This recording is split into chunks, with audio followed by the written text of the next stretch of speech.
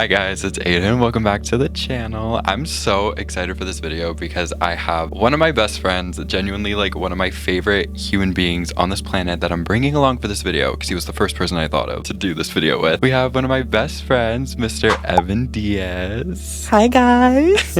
I'm so genuinely, before we even get into this video, I need everyone to stop what they're doing and subscribe to Evan. Follow him on everything because I'm not even just saying this, like I love Evan's videos so much. They're so good, and if you like my videos, then I know you'll like his videos. So everyone go follow. You're so cute. I love you. Thank you so much. Honestly, being on your channel today, like putting past that we're friends and everything, like honestly, your channel has inspired me so much, and even being here, like your videos have done so much for me. This is like really surreal, even being on your channel. Like, thank you so much for having me here. I know it's really special to you. Stop. I love you so much. I love you. So today we're going to be doing a video. I've kind of done stuff like this pretty similarly in the past. We're going to be doing a video where I took to my Instagram story. Plug, follow me on Instagram. Also, while you're there, follow Evan. Duh. Oh my God. I took to my Instagram story and I asked you guys to just send in things that you need advice on, because who else is more qualified than us? No, literally.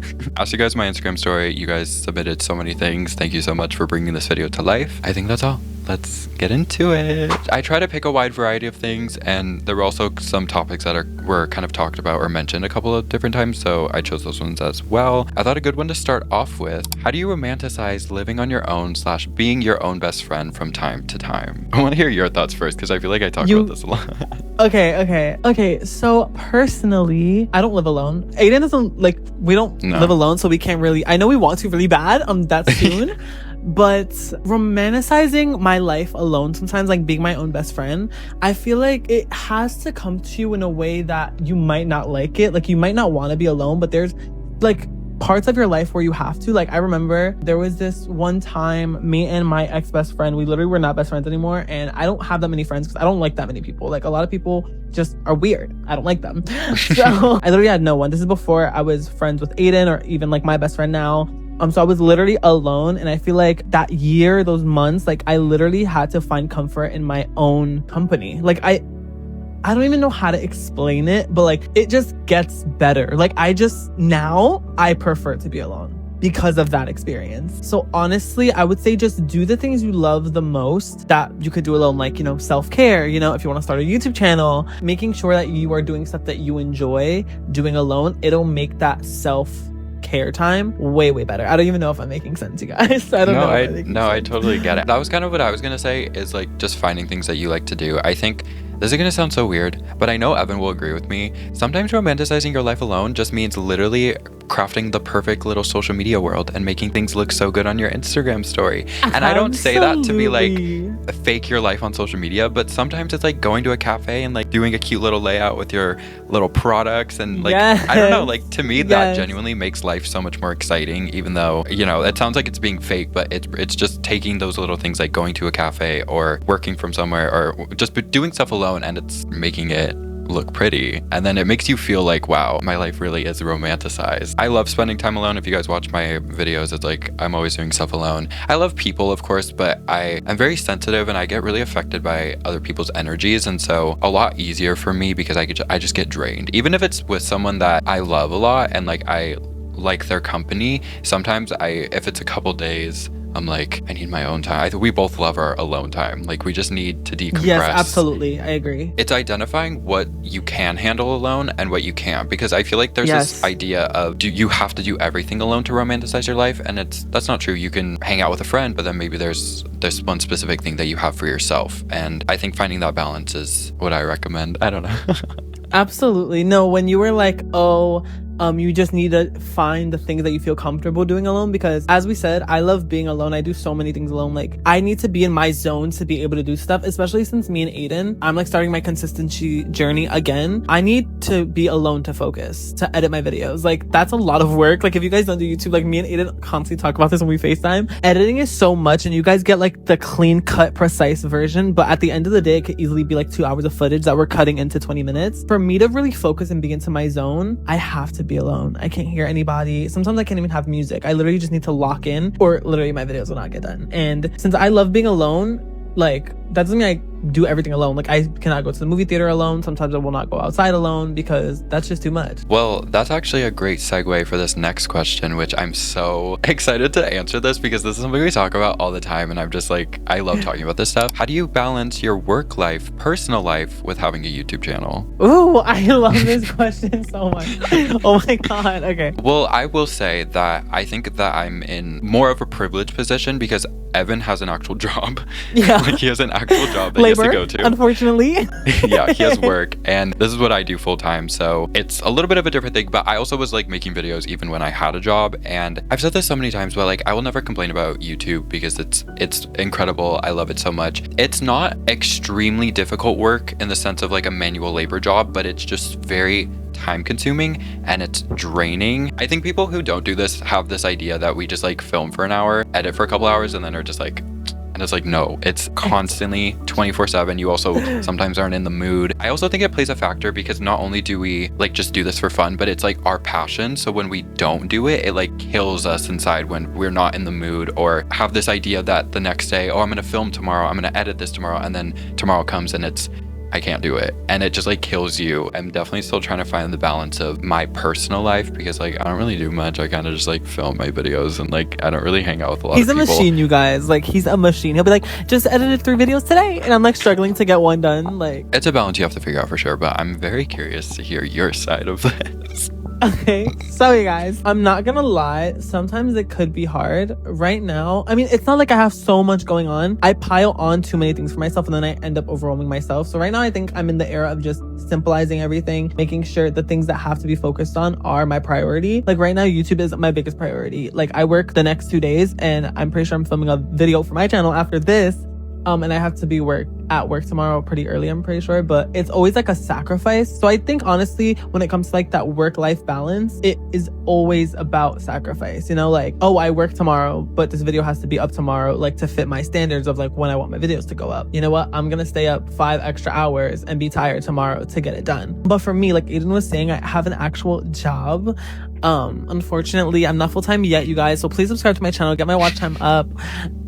Sometimes it's hard because I'm like, oh my god, I'm at work right now, like, and I need to finish this video. I do not know if I'm gonna have enough energy by the time I get home because work is so exhausting, and I talk to a lot of people all day, every day. So many different types of people, either rude people, really nice people, but honestly, just like Aiden was saying from the last question, my social battery dies really fast sometimes, especially certain days. So honestly, having to do that and then come home really, really late at night when you have work the next day and still focusing on your future and what YouTube means to you, like we were saying, it's our passion. So it's not like, oh, I don't think me and Aiden ever really was like, oh, we want this as a job because we only want it as a job. Like, no, we both loved YouTube for so long. We've been filming ourselves for years. Like, even before I knew what YouTube was, a camera was in my hand filming myself, and this is just literally what I always love to do. And me and Aiden just always talk about how YouTube was always our dream, and the fact that we're doing it, I'm 21, he's 20, and the fact that we're still doing this, I think it's just so special. So I think it's just finding the time. Like, if you want to do something, you will find the time for it. I forget where I heard this, but I just thought this is so interesting and it always stuck with me. I think it was maybe in one of the books I was reading. Having a passion and having something that you are super creatively fulfilled by, it's almost like having an affair where it's like you will find time. You will go to that motel at 3 in the morning and it's gonna ruin your sleep schedule, but you have to fulfill that. Obviously, this is like completely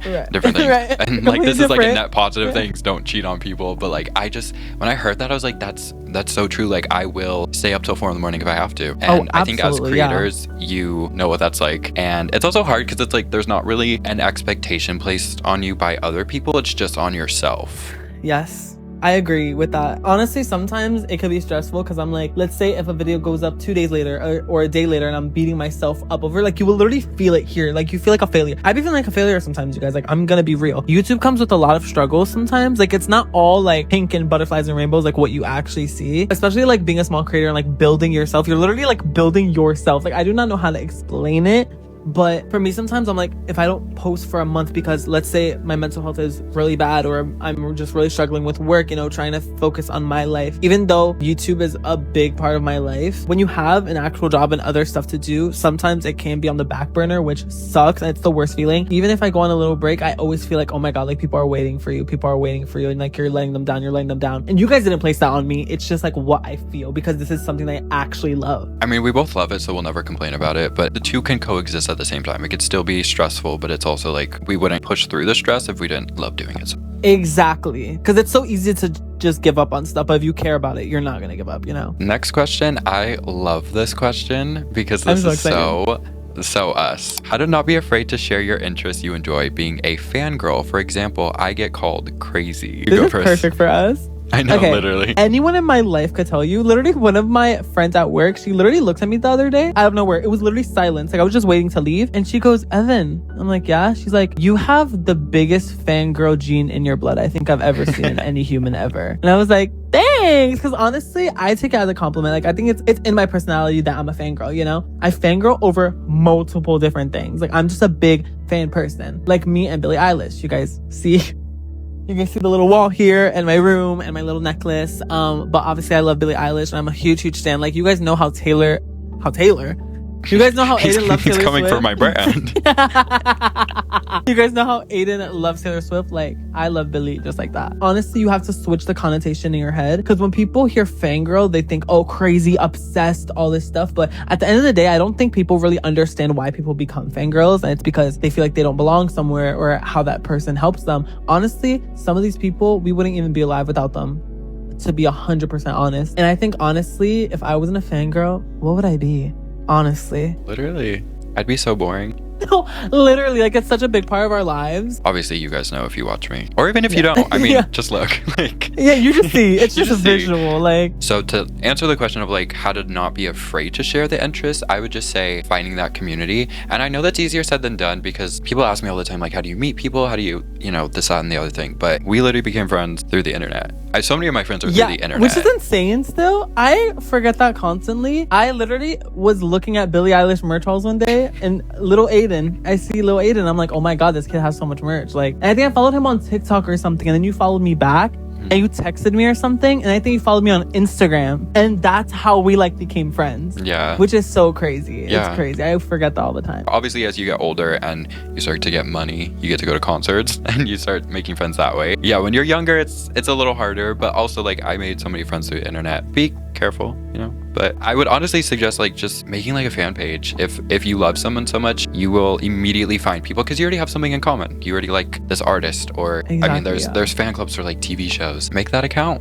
start that. It's also like, I feel like people also have this idea, if you've never done it before, they have this idea that it's so intimidating to start making friends, and it's like, just send the message, it's okay.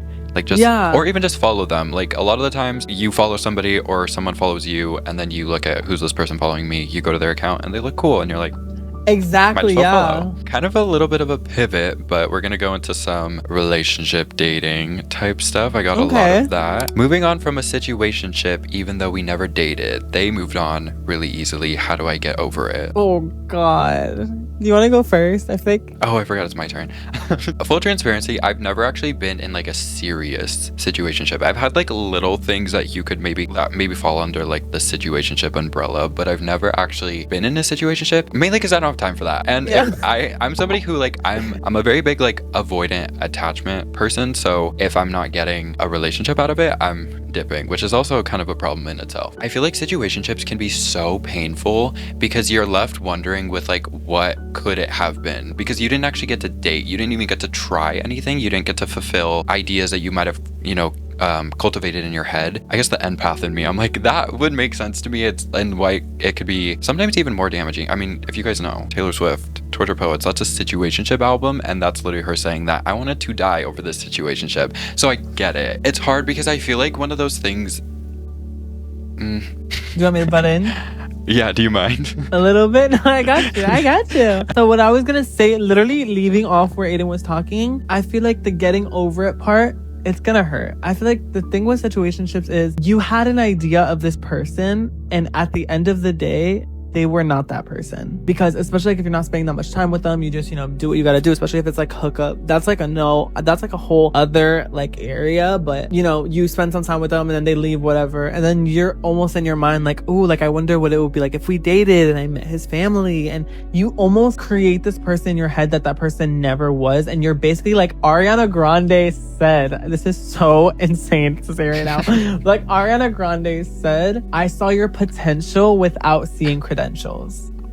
And maybe that's the issue. Also, kind of piggybacking off that one, just in terms of the dating questions that I got, advice on how to express my feelings to a guy without trying to be annoying. I would say, honestly, I have a lot of questions when it comes to this, because honestly, it depends the person, you know? Are you a boy? Are you a girl? Are you straight? Are you gay? Could he be straight and you're gay? And it's like that. Because then that honestly just makes it 100 times more challenging. As someone who is a really feminine gay boy, as you guys can see, I feel like I've fallen for so many straight guys in my life, and it always ends in being hurt yourself, because you kind of romanticize it in a way in your head, just like I was talking about in the last advice little question. You kind of think about how everything would be if, you know, this guy wasn't straight, and if I was a girl and we were together and we could be all of this, but just because I'm a boy, like, we can't, you know? If you guys are both hetero, right, then I feel like it's kind of easier, just like, you know, be like, oh, you look really nice today. Or if you guys are like on the same school, like, honestly, these days I feel like social media is one of the easiest ways.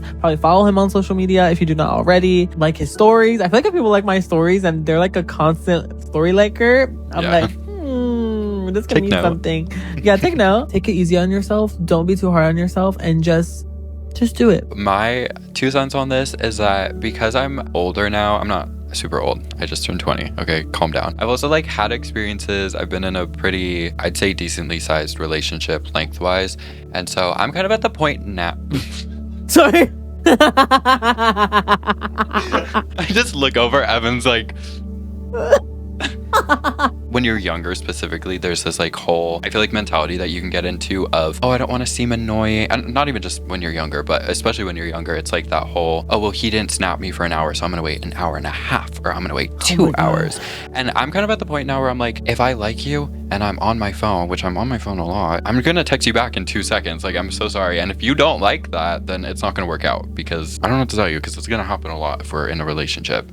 And so with the question, the way that it's worded, it's like, how do I express my feelings without trying to be annoying? I say be annoying, because that person is gonna be your person. If you meet someone that can handle you being annoying, then that's your person, I'm saying. Advice for feeling scared about life after high school and feeling like I'm never going to achieve my dream job. Oh, this one that kind of just crushed me. I feel like I kind of not that I relate, I just like feel like I have a lot to say. I always had big dreams, right? Of doing YouTube, being a content creator. And I'm talking about before I had a camera, MacBook lights. I'm talking about just on my iPhone. I used to work my ass off and edit my videos on my phone. Me and Aiden both. Aiden did Vlogmas on his phone and wanted to die. Well, yes, I always had really big dreams when it came to YouTube, and I still do. And I feel like that's how you know you really love something, when that love never dies, because I still have that, and I'm turning 21 in 2 months. I feel like you can't think about the negatives. Like, if you're like, I'm not gonna get my dream job after high school, you're just thinking that one way, and you're not expanding your mind like, oh, how will I achieve that after high school? How am I gonna make the next steps? You know what I mean? Like, me personally, you guys, I wanted to do YouTube so bad, and I was also doing other things at the time, like other social media stuff, but I wanted to do YouTube so bad, and I knew school wasn't for me. That I don't know if this is good advice for Aiden's channel. Well, a lot of young people watch him, but I actually left high school. YouTube was like the only thing on my mind, and I was like, I can't just go to school and like sit through and waste my life when I could be doing other things, you know? And honestly, I think the universe just works in funny ways, where I thought at that time I was gonna do everything for YouTube, and no, you know, now I'm here, 21, still growing and trying to evolve and finding, you know, things I like to film, and just like how to expand your dream, because you might be like, oh, my dream job is this, but how, one, are you gonna realistically make it happen? And I don't mean like be realistic, because I hate when I used to tell people like I want to do YouTube and they'll be like, oh, be realistic. What's not being realistic about grabbing a camera and editing on a computer? You know what I mean? Like, I think people forget that big people and whatever. Let's say you want to be a basketball player. Let's say you want to be a streamer. Let's say you want to be a YouTuber, a fashion designer. You have to remember that all the people that you're looking up to was once you. And I think honestly this helped me a lot, because all the creators, or like I said, anyone you look up to, they were once in your position, probably thinking the same thing. How am I going to achieve my dream? And they did it. So honestly, at the end of the day, I would say don't let school stop you. Continue what you love to do with school. And I know it's a lot, because school is a lot. I couldn't even finish, you guys. But so I think honestly, don't stress yourself out. Make it a fun thing. Because if you worry about not getting to your dream job, or how you're going to get to your dream job, if you make it not fun, it's going to push away from you. So I would say just have good energy towards it and find how to move forward. Sorry that was long. No, you're good. I loved that. I'm just going to probably echo a lot of what he said, but getting out of high school, it's hard because not only do you have your own expectations, but then you have expectations placed from other people. And I know for me, when I was in my senior year, I was like going through so much as it was already. Not only that, it's like you look at everybody around you and it's like, oh my God, all these classmates that at least for me, I knew a lot of those people since like second grade. It's like, wow, they're all going to college. And I knew I wasn't going to go to college, at least not immediately preceding high school, because it's not gonna happen. Like, it was not gonna happen. Yeah. I literally physically could not do it. In terms of feeling like you're not gonna achieve your dream job, I think that's a totally normal feeling, especially when you're young. It feels like time is slipping away so fast, but then in the grand scheme of things, it's like you're so young. Like, you're so like baby. Yeah, baby, you're so young, and I think it's also hard too, because we see people like, I don't say this in a shady way, of course, but like we see someone like Billie Eilish who gets famous at 13, and you're like, well, why am I not achieving things and I'm 17? Or like Emma Chamberlain was someone who I always was looking at, because I'm like,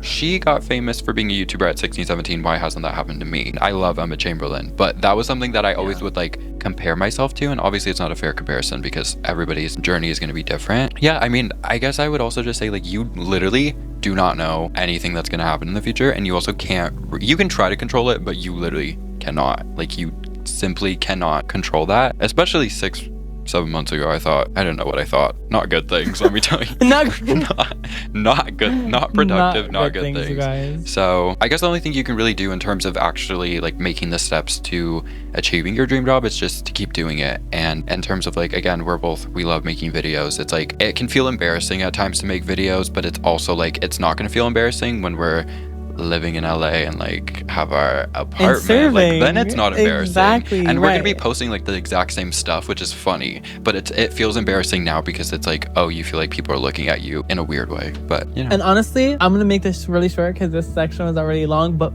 be patient with yourself. I'm still thinking this every single day. Just like Aiden said, you cannot control the future no matter how much you think you can. You need to go through certain journeys to become who you are gonna be when it happens for you. And that's all I'm gonna say. Someone said, this is perfect for us because gay. Okay, perfect.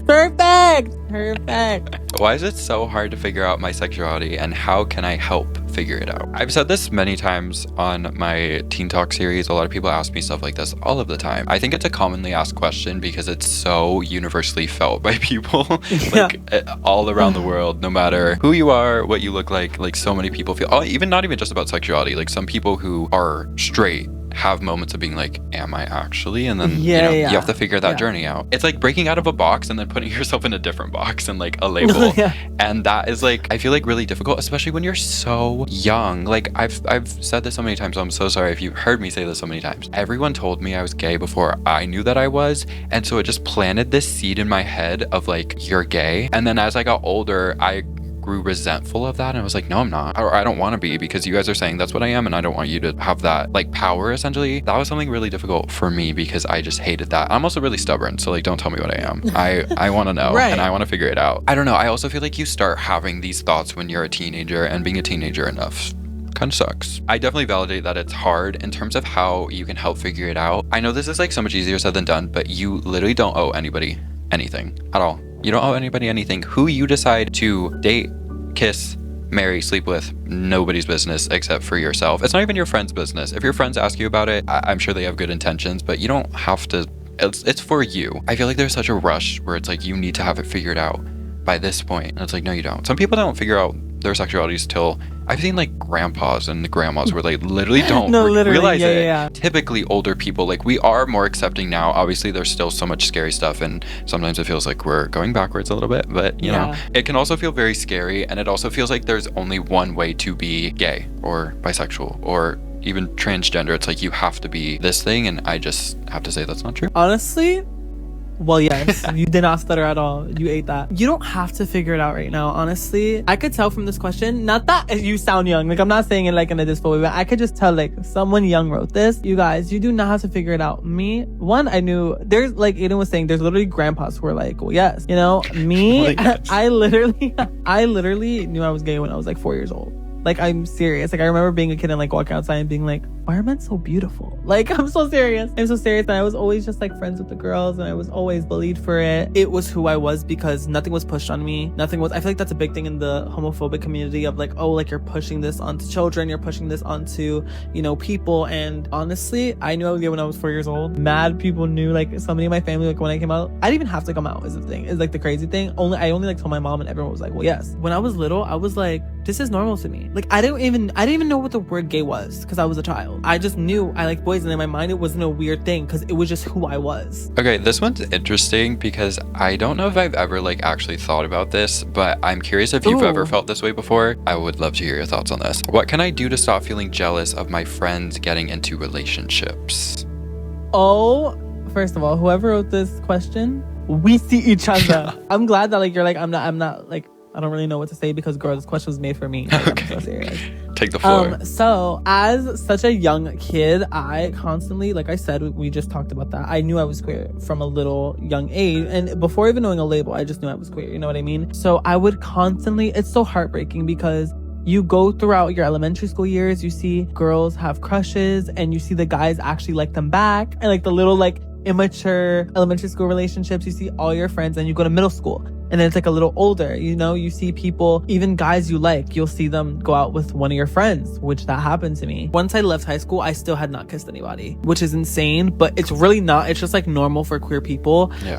I would say especially because, like I said, I'm a feminine presenting boy. So it's kind of hard sometimes because you're like, sometimes guys will like you because you look feminine and stuff, but then you're like, am I still boy enough for a gay guy to like me? I go through that all the time, and I know this sounds a little crazy, but that's hard, especially if you are queer. If you're not, I know it sucks. Like, I wish I was like, oh, don't feel bad, your time will come, and it will come. Like, I'm gonna tell you right now, even sometimes I have to tell this to myself, but your person is out there and they're made for you, and one day you're gonna be so in love and you're gonna be like, wow, like I'm so glad I was patient because I found you. You know what I mean? Honestly, just being patient with yourself, because if you really focus on like, oh my god, all my friends are in relationships but me, it's going to eat you apart. You have a whole long life ahead of you that you're gonna figure it out. I don't want to make assumptions, but I think the person who sent this is probably pretty young. I don't know, I've talked about this before too, but it's so weird when you get into like middle school, high school, where it's like all of a sudden everyone gets rid of their stuffed animals, we start kissing each other. I'm like, I didn't get this like, memo. whoa. Yeah.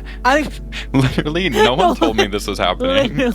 It can feel like you're getting left behind, and I totally understand that. But the only thing honestly I really want to say about this is like, I really strongly encourage people to wait for the right relationship and not rush yourself and get into something that is going to mess you up and then make your dating as an adult more difficult than it already needs to be. Because dating, like, regardless of whether the person is perfect and beautiful and everything, it's still, you're going to fight, you're going to argue, you're going to have disagreements, and being able to work through those things and come out stronger on the other end, again, like Evan was saying, patience. And it sounds so cliche. Cliche things are cliche because it's the truth.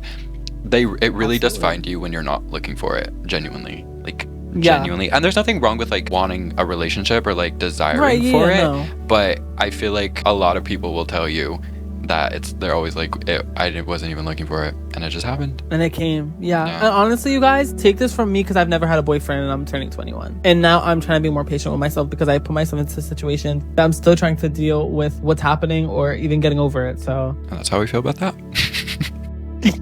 I have a lot to say about this one, and if you do, I would love to also hear your thoughts, but I feel very strongly about this one, so I just wanted to include this one. How to stand up for yourself against peer pressure to drink. Oh, we both have such strong... I want you to go first. I need you to go first. I have a lot of, not necessarily experience with this, but I've been pretty vocal on my channel. Actually, I don't know if I have. Maybe I'm lying. Are you lying to them? I'm just a liar. No, all my friends, I guess is what I'm trying to say, know me for I don't drink. I'm underage, of course, but I think it's naive to think that people who are underage aren't drinking. And so, especially around like my age, I'm 20, it's like I'm almost there. I'm very against it for myself. If you drink, don't care, cool, happy for you, or sorry that happened. Sorry. Sorry that happened.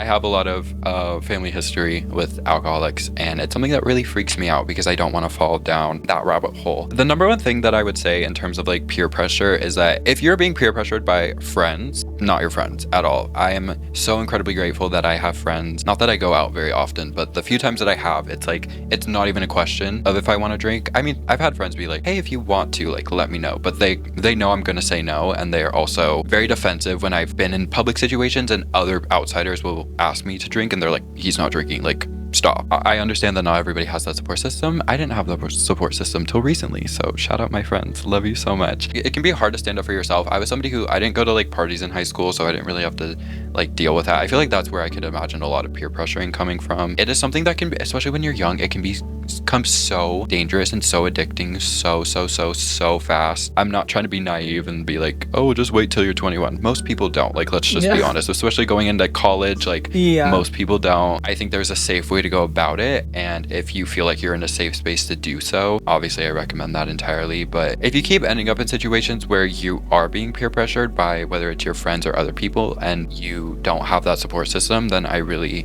encourage you to evaluate whether that's a group of people that you still want to be hanging out with. Just like Aiden, this is why we're girly pops, because I don't drink, and I'm about to be 21, and growing up I had a lot of best friends who did drink, who now like heavily drink, and I see it even if I'm not friends with them now. Like, we're mutual, so I'll see them on their story always at parties drinking, and I'm like, I'm so glad. And if you drink, this is nothing towards you, like, I promise. It's just like my opinion. I don't like drinking. I think concept of it was always so stupid to me. One, alcohol is so insanely expensive. Can we talk about that? It is so insanely expensive. I can't afford it.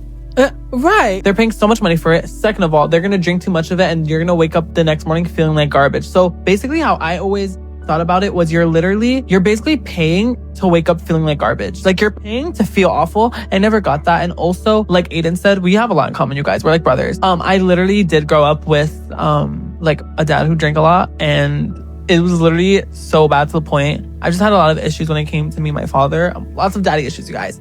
And I remember it got so bad to a point where like I was just really scared of my dad a lot of my life. And when he would drink a lot, he would like tear up, and it would be like all this, to the point where like I would always be like, I wanted him to be drunk all the time. Like, and I'd be like, oh my God, like daddy's drinking. It became so dark, you guys. Like, it was so dark. So I feel like honestly, just with that, it just made me not want to ever touch, you know, like smoking anything or drinking, because it was just never my thing. I was just more interested in living my life and having fun without that. Because at the end of the day, what does that do for you? It's so not good for you. And especially at a young age, like I saw my friends smoking in front of me and doing all this stuff when I was like 13, 14. And then some people would be like, oh, Evan's judging us just because I'm in the corner of the room not doing it. You know what I mean? So I agree with what you said. I just never understood it. And again, not judging. It's just, to me, it never made sense. And honestly, I forgot to say this earlier, but I was like thinking of it. For me, like one of the major reasons that I don't drink, aside from the trauma. Yeah, trauma. But like one of the major reasons that I don't drink is I hate this idea that, I'm not judging. I understand this is how a lot of people feel, but I hate this idea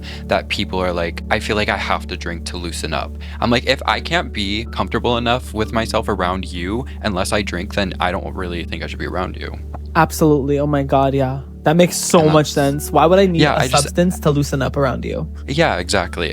Then I don't think that that's a relationship that I want to be a part personally of. Desire. And again, I understand that's how a lot of people are, and that's like why people drink, is because it's like fun and it loosens them up, and I get that. I feel like it would just stress me out more, actually, because then I don't have control over my body. And my anxiety is so bad. Imagine me being drunk and I'm like, I feel like I'll be just so paranoid. I already have so much anxiety as it is under alcohol. Yeah, I feel like I'll be the one who's like sobbing in the corner of the room. So kind of going back to some of the YouTube stuff, just because I know we love talking about YouTube. We love YouTube so much. Yes. I always get weird talking about YouTube because I feel like nobody cares when I talk about YouTube. But like now, like actually people are asking about it. So I'm like, okay, I will definitely like period. Yeah. Like, okay, you guys ask, we'll deliver. Kind of a simple question, but I definitely think it's something that we definitely both have our own opinions and experience with, which is how to just simply grow.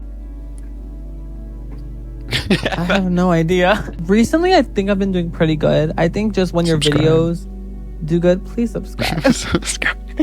Please subscribe. Honestly, I have so many fun videos coming, and yeah, just please subscribe. You could change your mind. Like, it's completely free. If you change your mind, you can unsubscribe. Will it break my heart? Well, yes, but it's okay. You can always change your mind. But yeah, I feel like because I feel like if we compare my channel to Aiden's channel. Girl. He's done so much growing this year, and honestly, I'm so proud of him because nobody else deserves it. Like, honestly, I don't even deserve it as much as him. Like, he truly, truly puts his all into everything that he does for you guys, and he truly, truly loves it. Like I said earlier, he is such a machine, and everything that he puts out to you guys, it's very intentional and with detail, and just the way that he creates and the way that he created like this world around everything that he creates. I think it's absolutely amazing. I think YouTube is literally so lucky to have someone like Aiden on their platform because he's very unique.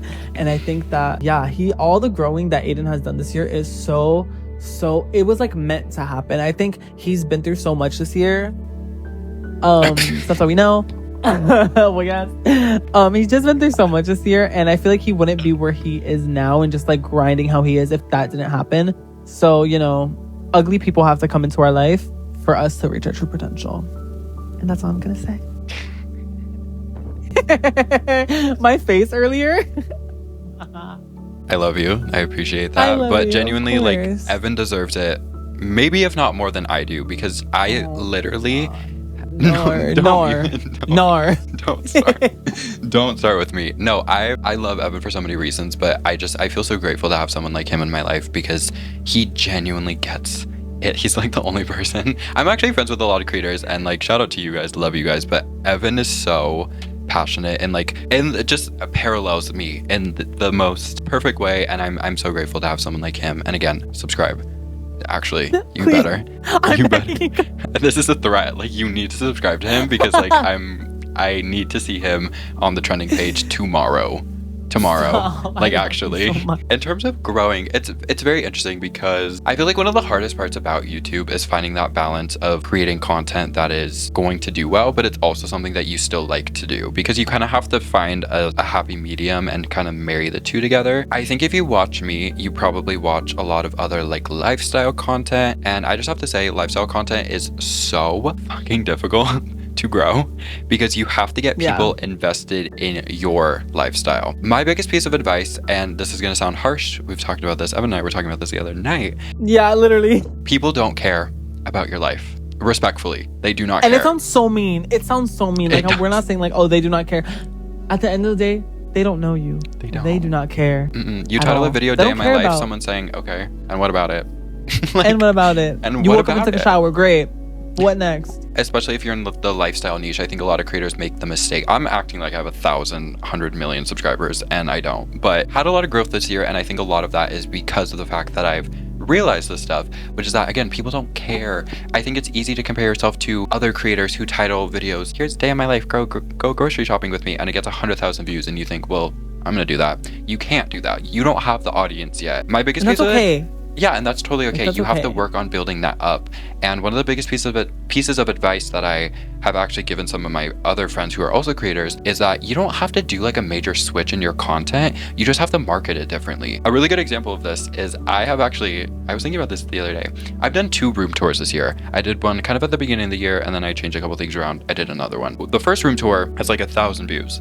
The second room tour has like 15,000. Big difference. And the funny thing is, the gag of it all, the videos are not very different. It's actually kind of like the same video. But the first video has a horrible thumbnail. Horrible. Awful. Girl, what were you thinking? What are you doing? The second thumbnail is not remarkable, but it's better. And also the titles. Literally the first room tour I did is titled like Aiden Watson Room Tour. Who is Aiden Watson? We don't know. We're still asking. We're still wondering. The second room tour is titled like The Ultimate Fangirl Epic Room Tour. Which is more interesting to you? If you don't know the creator, which is more interesting to you? And it's like the content itself it's the exact same video. And the funny thing is too, that first room tour, the video is actually good. I was watching, I was like, wait, I kind of ate. Just figuring out those ways, if you genuinely want to grow, especially as like a lifestyle creator, I really would just suggest like learning how to market your videos in a more smart way instead of just like, oh, here's a day in my life. Because again, I'm sure your content is great and I'm sure you're a great person, but people don't care. They don't care about your day in your life. I'm so sorry. And I can say this, and Evan also can say this, because we filmed so many days in our lives and they've flopped so bad. Nobody cares. Nobody cares. Nobody cares. Day with me at the beach. Who wants it? I don't know you. I don't know you. Do not know you. But like Alicia Marie could title it "Shop in the Produce Section with Me," and I'm saying thank God, because I love her, and you love her too. Yeah. I'm sure you love her. If you're watching me, you probably love her too. You don't have that privilege yet because you don't have the audience yet, but we're gonna work on that, build that up, and then when you do have even 100,000 followers, you can title it "Here's me laying in bed," and it's gonna get views, and you're good. Any advice on how to tell my parents about my mental health and start therapy, maybe? So talking about mental health and therapy and how to tell your parents is not to get like all personal on here or whatever, but I do suffer with some mental health stuff. Like I said, I have really bad anxiety. Honestly, there's some stuff from childhood daddy issues that turned into depression, anxiety, stuff like that. So like my depression gets really, really bad. I'm so honestly blessed that July and August have been so gentle on me, and I feel like it feels like a breath of fresh air. Like I literally, like I'm back on YouTube, you know, I'm pumping out videos, I'm working, I'm happy, you know, I'm waking up every day like excited about life again. And that's so special. And I'm so sorry if you're like going through so many mental health stuff, especially like if you're super young, any age. Like I'm just so sorry that you're going through that in general, because I feel like people don't really speak about how hard it is dealing with depression and just anxiety, and how suffocating. I think that's the word that I can use for it. Is it's so suffocating. Honestly, I'm just so sorry that you're going through this. And how to tell your parents, just be like, Mom, Dad, I don't know what I'm feeling, but I want to be the best version of myself, and I feel like I cannot right now because this suffocating feeling, and I feel like it will be best if I go talk to somebody about this stuff. Well, I hope so. If you have parents who really love you, they'll be like, what's wrong? Like, do you want to speak to someone about this? And I think you'll be pretty okay. I really hope you get the support that you need. Don't rush yourself. Please be patient with yourself and give yourself some grace, please. I would hope that your parents would be understanding of it. I don't know. I can't imagine being a parent and like hearing that your kid is suffering and just being like, no, literally, like what? Yeah, it's mind-boggling to me. Not that I have any experience with that. Yes.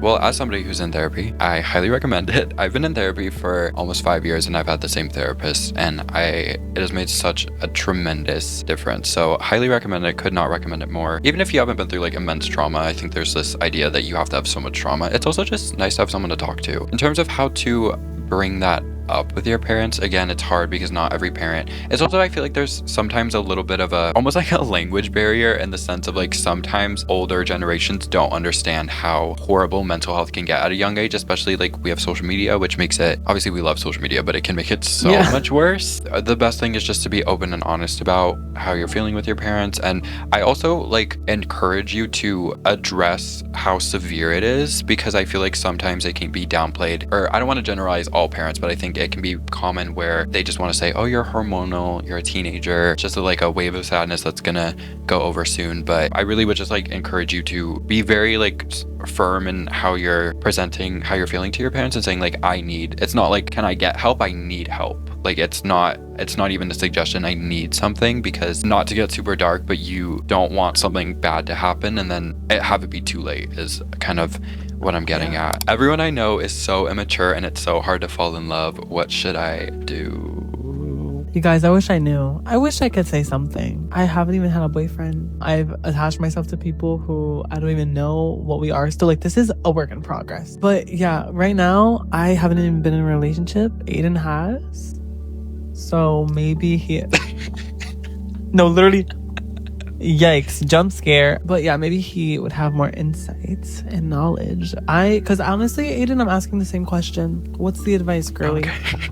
I feel very passionately about this, because I think that, as I've talked about before on my channel, I was always told growing up that I'm very mature for my age, and that was never more prevalent to me until I was in a relationship. I don't know if you feel this way, but I feel like a lot of the times, often queer people are way more mature than straight people. Yes. It's like you have to kind of force yourself to grow up a lot faster because of trauma. Yeah.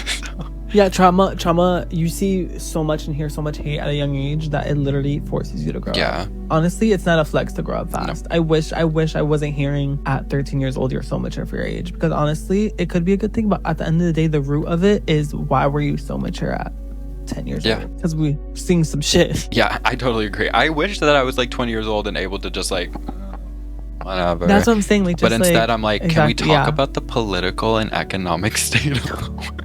No, literally. Like, that's, no, absolutely. Like, that's me, and it's not even absolutely. funny because it's like actually me. Like, No, that's what I'm. Yeah. It's hard, especially when you're in a relationship, or not even in the relationship. I mean, this person was just saying like everyone I know is so immature, and it makes falling in love difficult. And I totally understand that. And I'm also somebody who, obviously, this is like kind of a big talking point in the queer community, but I really don't feel super, for me personally, I don't feel super comfortable with dating someone like a lot older than me. My ideal age is like a year or two older. I don't really want to date someone younger than me because, as I've said, I'm more mature for my age as it is, and a lot of the time it just doesn't work. Okay, take it from me, I have experience. So find other people, because that's the other thing too, is it's like everybody is so different, and there are people, I feel like I also sometimes in the beginning after my relationship was like I had this mentality of I need to just find someone who's older than me, and that's partially true, but also like maybe I just need to find somebody who's also my age, who is also just more mature for their age. It doesn't have to be, you know, I have to go after somebody older than me or a couple years older than me. I feel like it's so difficult to fall in love and date when you're young because you're changing so fast. It's like every day you're a new person. As you get older, you come into yourself more and you become more confident in who you are, and I think that probably makes dating a little bit easier. Not saying it makes it totally easier, but you know.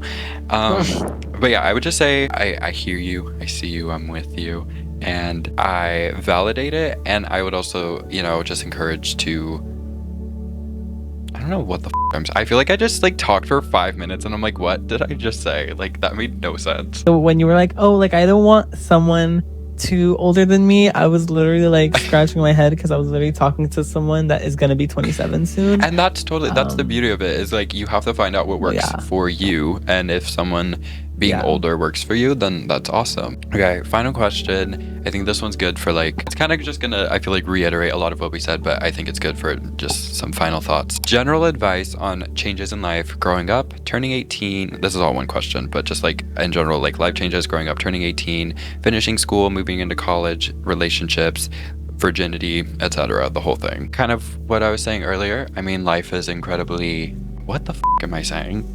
That's not what I wanted to say. I'm so sorry. No, like I was saying earlier, you have so much life ahead of you. I mean, when you're in high school and you graduate, it's like, what do I do now? You have so long. You have so long. You have so long to figure it out. It feels like you have to figure out everything in the moment. And I'm not, you know, dissing on people who feel that way, because I was that exact same way. I was like, what am I doing? I spent so much of my childhood being like, I want to be an adult. And everyone would tell me like, no, cherish those childhood years. And now that I'm an adult, I'm like, should have. Yeah, and now we would like teddy bears and all this little stuff. Yeah, so we're like bringing us closer like, to being a kid. And yeah. General blanket statement: it's your life. You literally can do whatever you want with it. You can get whatever job you want. Figure out a way to make that job happen. If you really want that job, you will find a way. I know that's easier said than done, but truly, again, this is kind of just echoing a lot of what we've been saying. But you'll find a way to make it happen. In terms of dating, you know, try stuff out, don't try stuff out, whatever you're comfortable with. Virginity, same, do it, don't, up to you. There's no time, there's no place, there's no pressure. If there is pressure, then you shouldn't be doing it, or it's not the right person. It's hard because I feel like I was so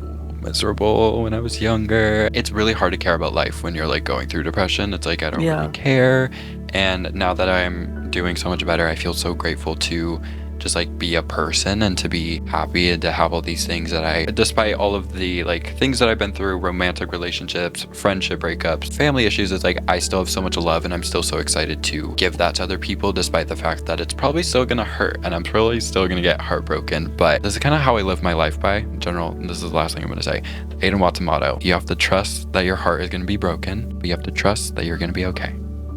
Oh, okay. That's so beautiful. I love that. That's like literally your life motto. I love that. Literally. Yeah, the only thing that I'm gonna really, honestly, he covered all of them. I'm literally just gonna cover the one that he didn't really cover because I relate to it a lot, of turning 18. When I was turning 18, I thought it was the biggest thing in the world. I was like, I'm gonna be a famous YouTuber by the time I'm 18. I'm gonna have my life figured out by the time I'm 18. You know, have a gorgeous boyfriend by the time I'm 18. And girl, I'm 21 and I'm still trying to figure my life together, and that's okay. Like, I feel like even people who are 20 years old, like, we're so young. We have so much potential and so many things that we can do. Like, our life could literally change next year, you know, and we could be like, wow, like I remember when I was in my room like wanting this and now I have it. You know what I mean? So I feel like that's just what's so beautiful about growing up. And don't think that life ends at 21 or 18, because it doesn't. I'm learning that right now, and you're gonna be good. Turning 18, it's a fun experience, but honestly it doesn't change anything. You're just a little older and people just expect more from you. So yeah, that's what I'll say. But Yeah. Well, thank you so much, Evan, for coming to my channel. Genuinely, like, again, I love Evan so much. He's one of my best friends, one of the nicest people